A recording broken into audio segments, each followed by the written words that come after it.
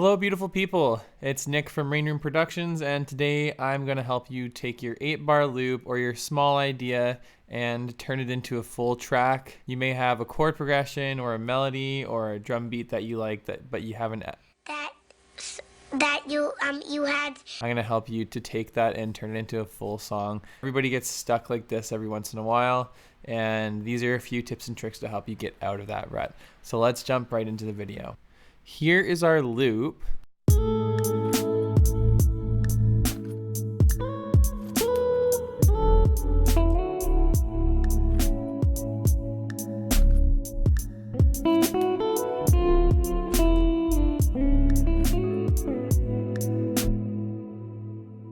So that's the loop that I have. I have drums, bass, guitar, and a melody. Basically, it's just one section of a song. So the first thing we're going to want to do is set the structure of the song. So that just means the different sections that we're going to have. I would like to have a 4-bar intro straight into the chorus, which will be 8 bars, and then a bridge or a verse, which will also be 8 bars, and then another chorus, and then an outro. So I'm gonna go ahead and label the sections. All you have to do to label sections is to select the bar that you would like to label, right click up at the top here, add locator, and then just label it whatever you would like to call it. I'm calling it intro, chorus, bridge, and outro. That's the basic idea for the song structure that I'm thinking. So I'm basically just gonna move everything over at this point. I'm gonna start with the intro. I'm gonna take this bit of the guitar chord progression, just copy it over. Just bring the dry signal almost all the way down so you're just hearing the reverb. So now it's very spacey.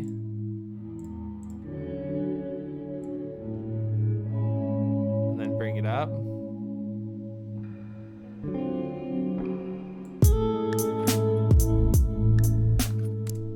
Something like that.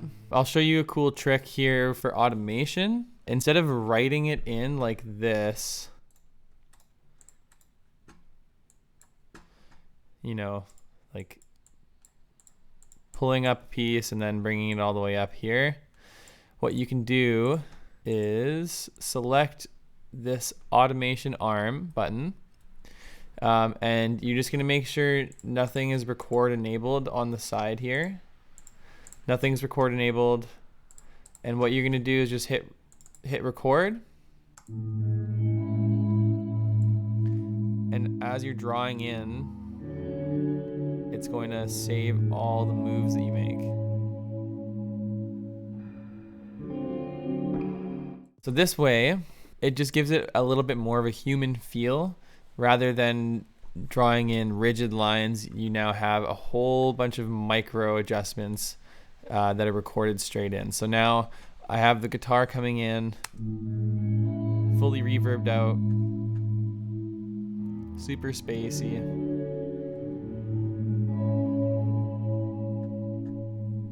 Next thing I want to do is I want to put in like a riser to add some emphasis on the start and then going into the first chorus. So I'm just going to grab some white noise.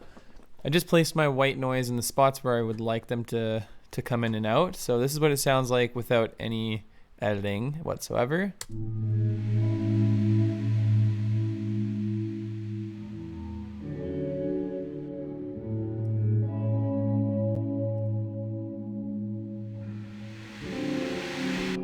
And that's not bad, but we're gonna make this into a riser just by adding EQ. We're gonna use that same automation trick that I showed you before. So what I did was throw a bell curve on and high pass the white noise. We're only getting frequencies above 1,000. I'm gonna throw on 1-bar count in, give me some time, and I'm just gonna record in some automation here just like this. So watch here.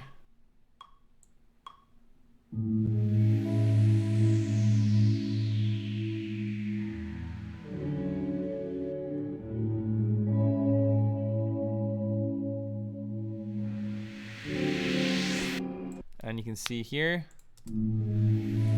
all I did was create a riser. You just need white noise and an EQ, essentially. It's pretty easy.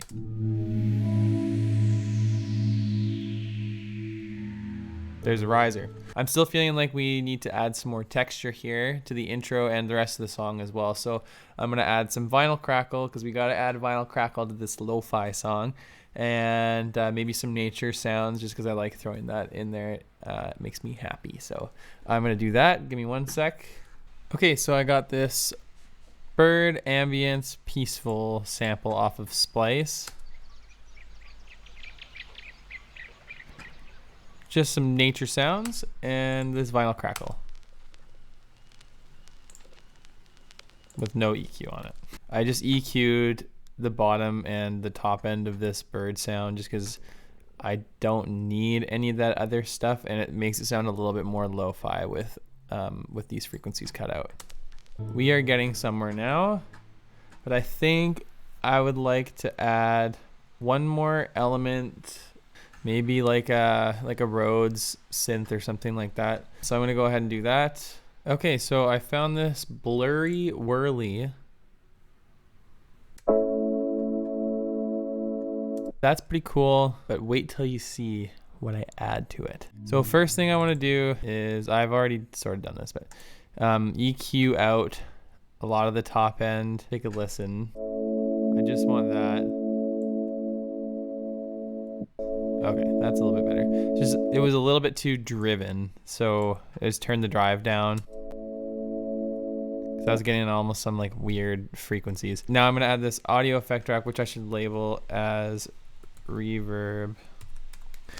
And what I've done with this is created essentially like a reverb throw. So with this verb wet knob, I have it mapped to this gain on the utility, which is in the reverb channel. So if I just have the reverb on its own,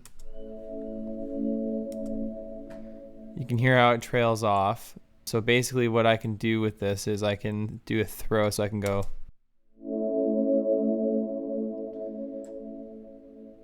That's basically the same as routing this track to ascend in parallel, because I have the reverb and the dry signal in 2 separate chains here like this. So that's a handy little trick. I like doing it this way rather than sending reverb through here. And then the last thing on this chain is a compressor side chained to the instrument itself at the end of the reverb. So basically what that does is it just makes it so that the reverb effect isn't washing out the original sound too much.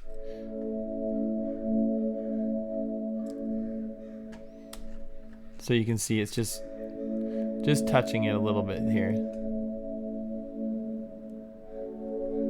Because I do want it to be pretty washed out, but I still want to be able to hear the instrument. Basically just a stock Ableton preset that I messed around with a little bit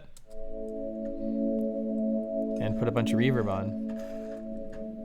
So this is our intro so far.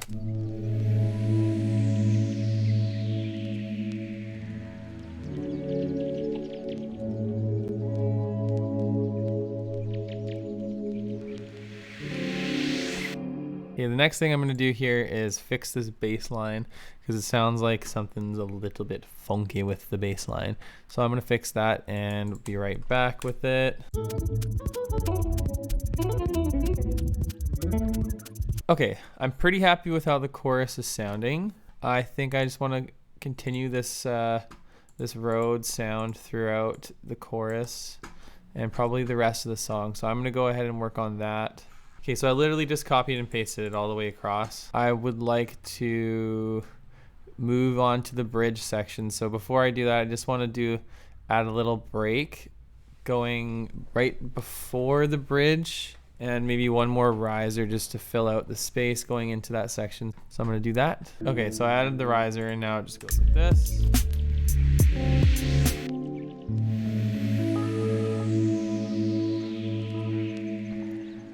Initially, like you can see, I was messing around with all this. I was just playing it in on my keyboard, but I'm gonna go in and rewrite some of the parts in here. We're getting somewhere, so that's sounding a lot more cohesive. So it's going out of the first chorus into this bridge.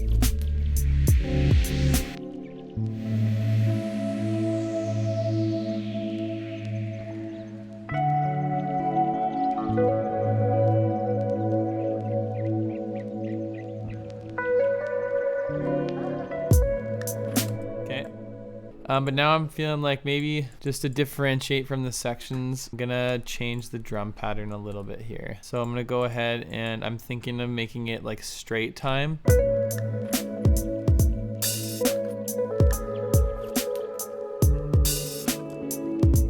And now all we have to do is copy and paste the chords over and the main guitar lead, and boom. Now we're back into the chorus, baby, just like that. And now one quick cool little trick, if you're in like a short lo-fi song like this, you wanna add a little more character to the second chorus. A lot of times all you gotta do is like octave the main melody or harmonize with the main melody differently than you did in the first chorus. So what I'm gonna do is take this lead melody from the guitar and I'm gonna turn it into MIDI. So right click, convert melody to new MIDI track. And there is my MIDI from that guitar melody, and I'm just gonna take it, boop, plop it right up there. So now it's this counter melody bell that I had.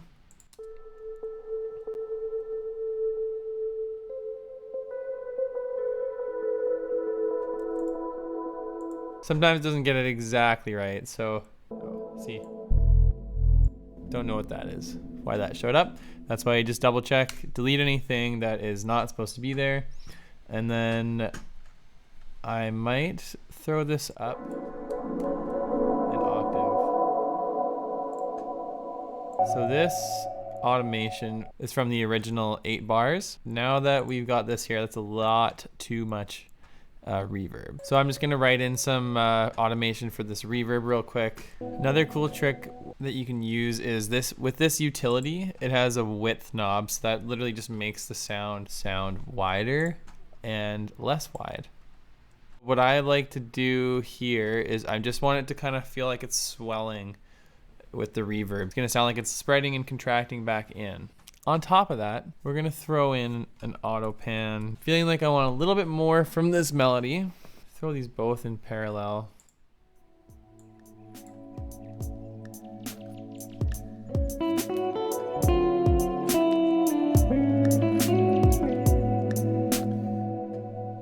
So that's basically the second chorus done. Forgot to copy and paste the bass over, silly me. I'm feeling lazy, so I'm not gonna change it, which is fine. And then for the outro, okay, so that is not what I want. So I'm gonna rewrite this melody and move some of these guitar strums around. Let's try that. Okay, so now we have this.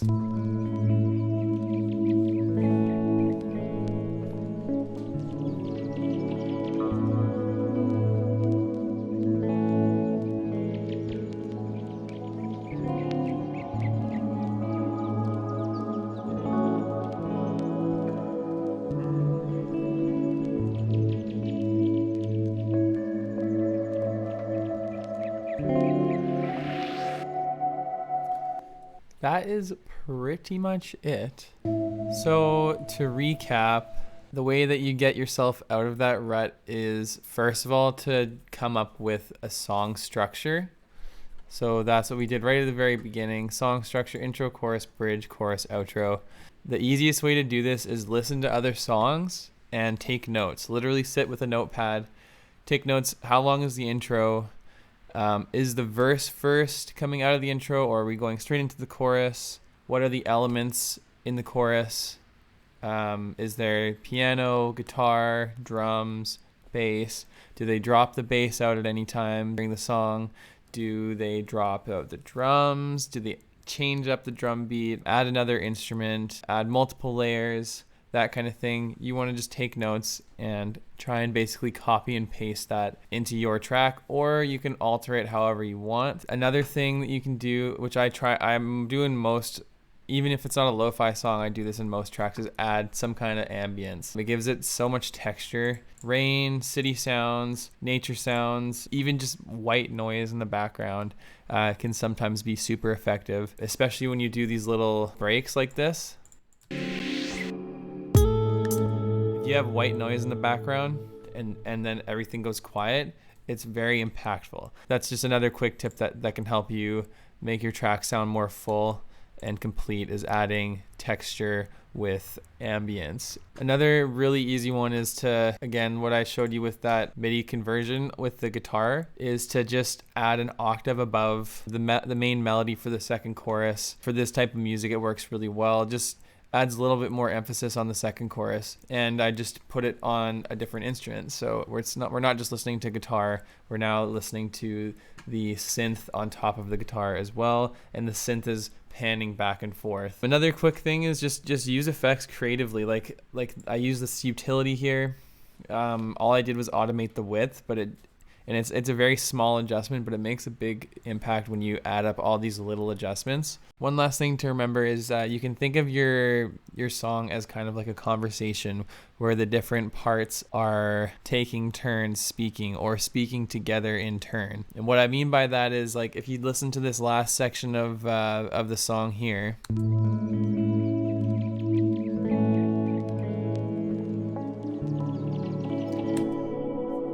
you can hear every part has a place and comes in and like eases into its place and then slowly backs away and allows space for the next part to come in. They're all working together to like tell a story. Well, that's pretty much it for the video. Hopefully you found something helpful. It's really easy to make a small 8-bar loop. It is not easy to stretch that over a whole song. Keep practicing. If you have any questions, please reach out in the comments. I would love to answer any questions that you guys have. Other than that, I hope you have a fantastic day. Peace. Peace. Also the peace.